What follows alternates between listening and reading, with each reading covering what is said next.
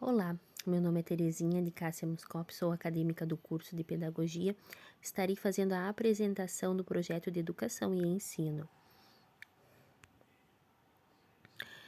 Esse projeto de Educação e Ensino foi desenvolvido junto com a minha colega, a acadêmica Viviane Cardoso Ram, que estará através de outro link apresentando a metodologia, fundamentação teórica, resultados e discussões sobre esse projeto.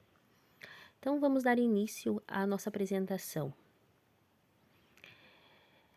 Então, como havia me apresentado, eu me chamo Terezinha de Cássia Muscop e a disciplina é Projeto de Educação e Ensino. E a área de concentração que nos chamou muita atenção para criarmos esse projeto, que é algo muito falado e que tem que ser abordado nas salas de aula, é práticas pedagógicas inclusivas, a inclusão.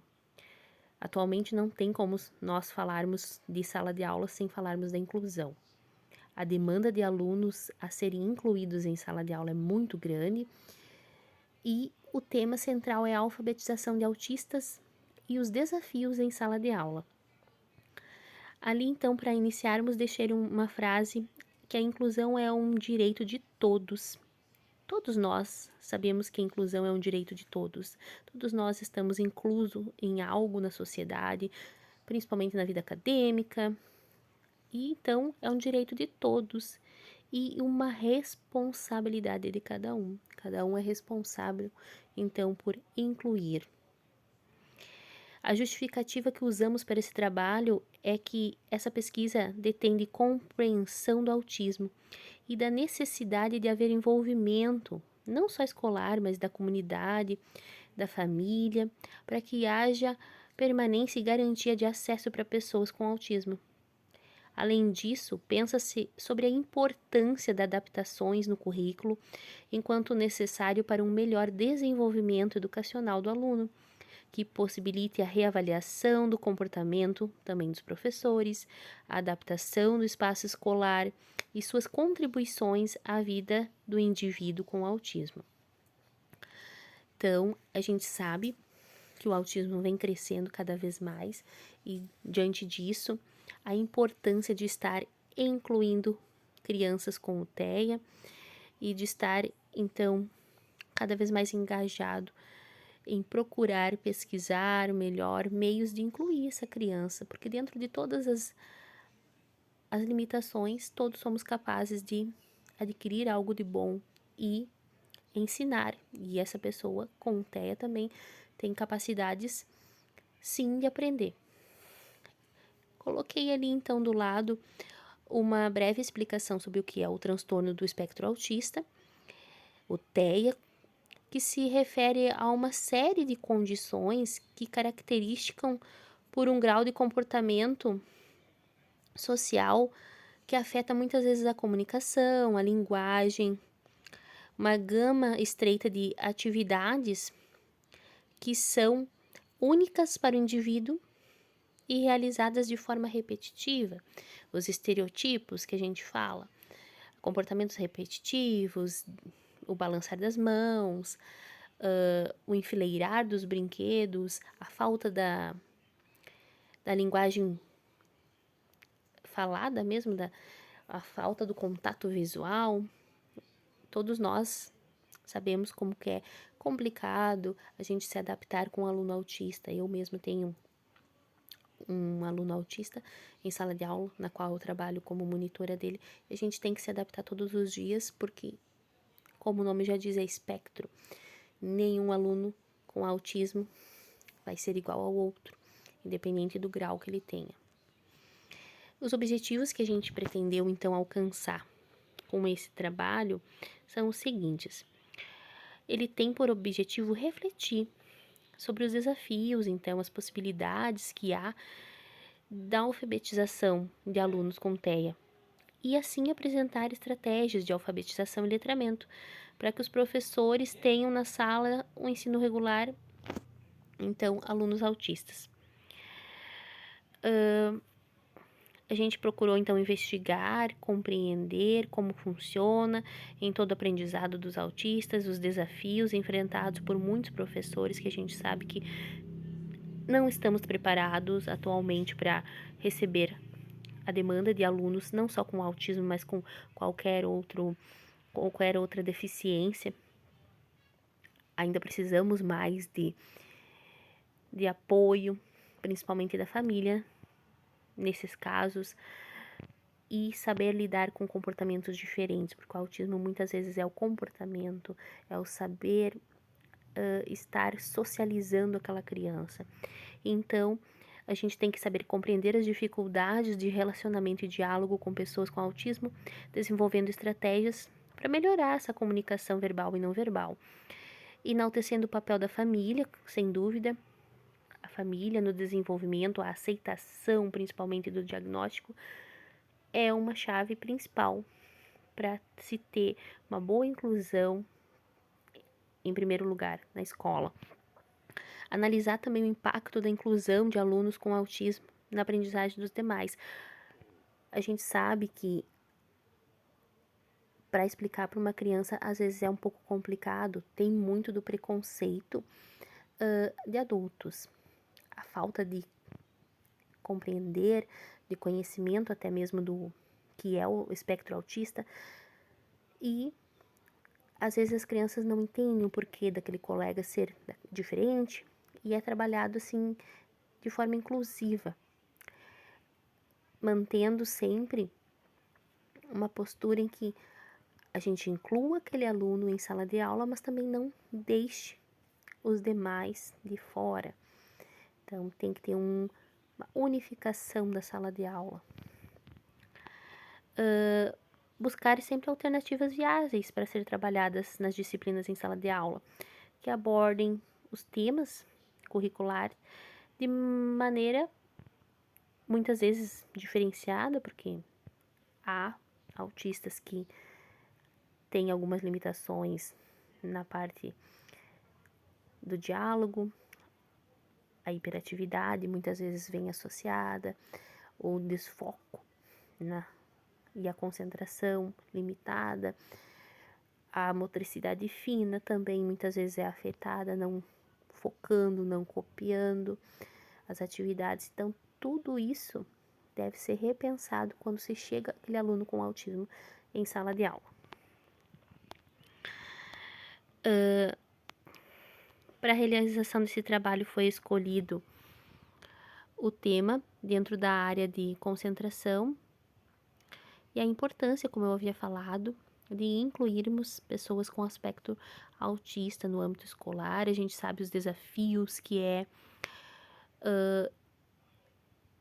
de se ter um aluno.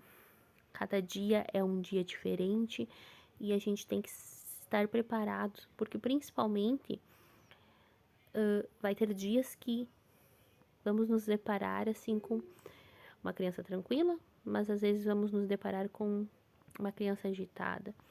Incluí-lo em sala de aula e fazer com que a família também aceite e venha dar todo o feedback e apoio sobre o quadro da criança, o relacionamento, é de suma importância para nós também.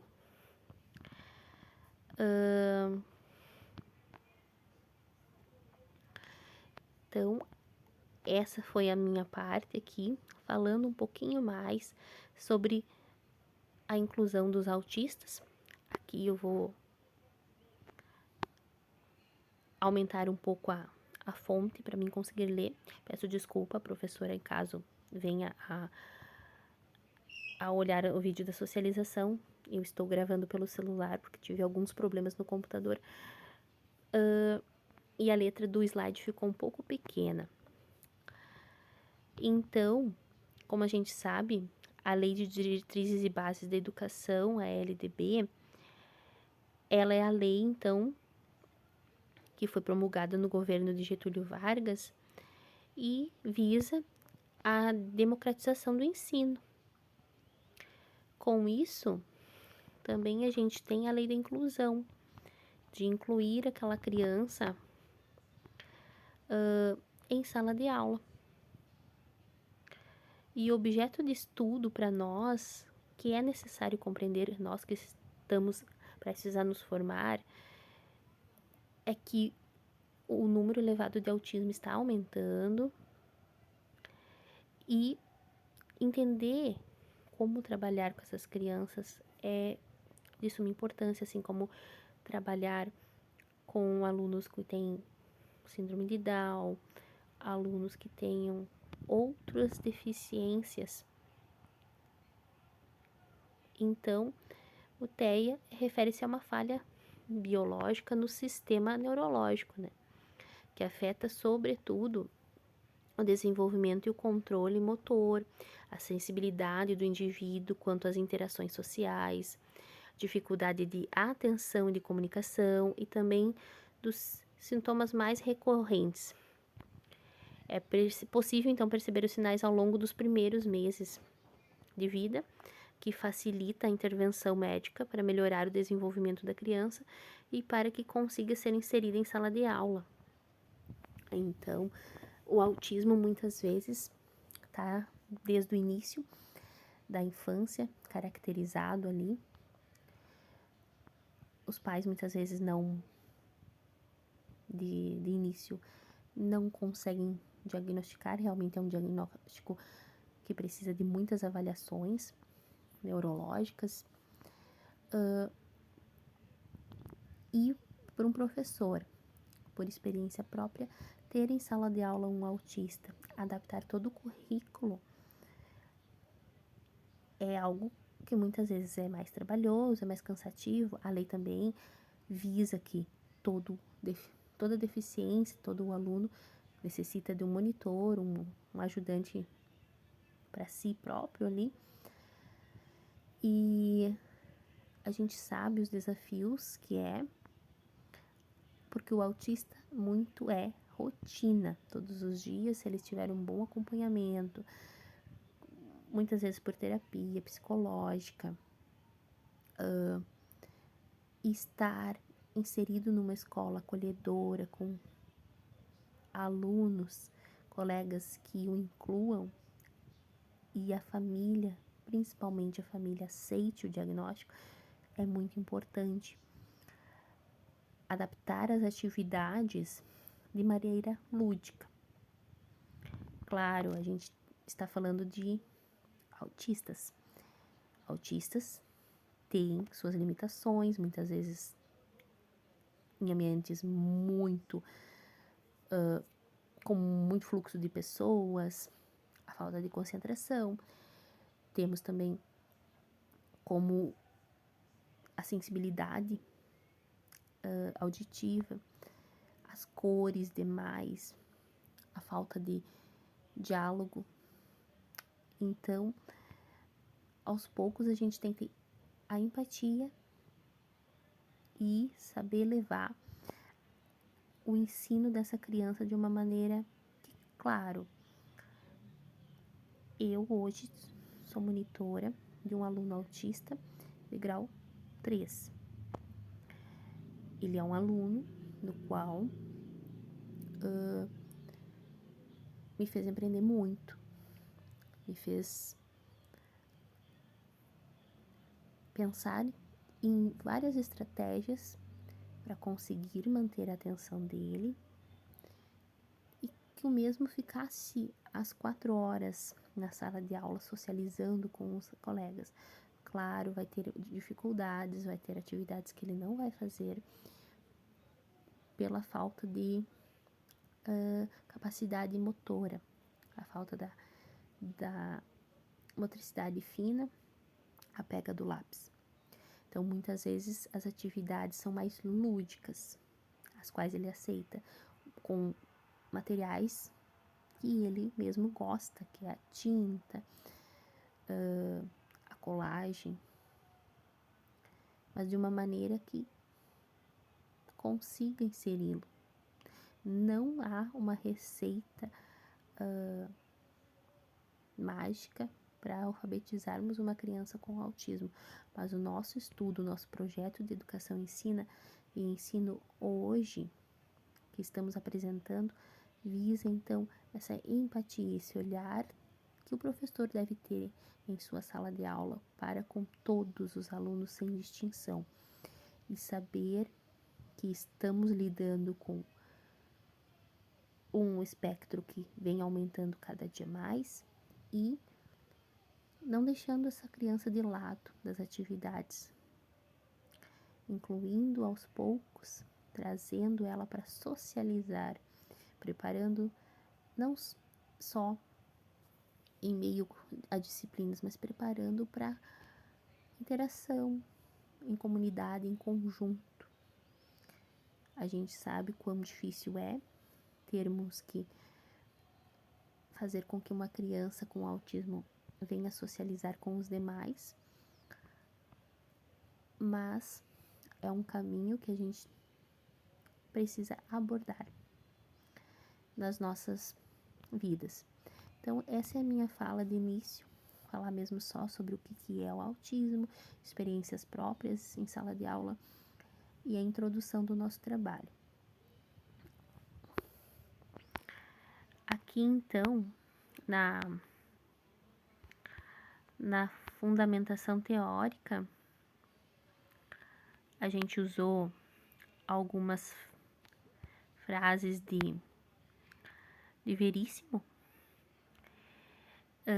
Entende-se desta forma que a educação inclusiva encontra-se em todas as esferas institucionais de ensino para atender a todos os sujeitos que delas têm direito, em todas as fases de educação básica de ensino regular, uma vez que a escola deverá acolher a todas as crianças, independente de suas condições físicas, intelectuais, sociais, emocionais, linguísticas e culturais.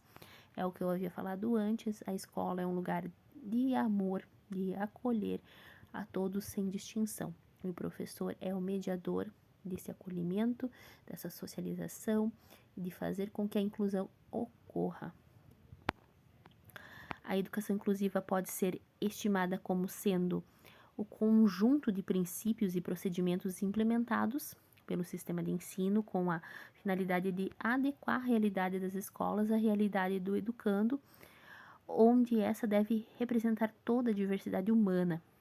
Nenhum tipo de aluno deve ser rejeitado por parte das escolas.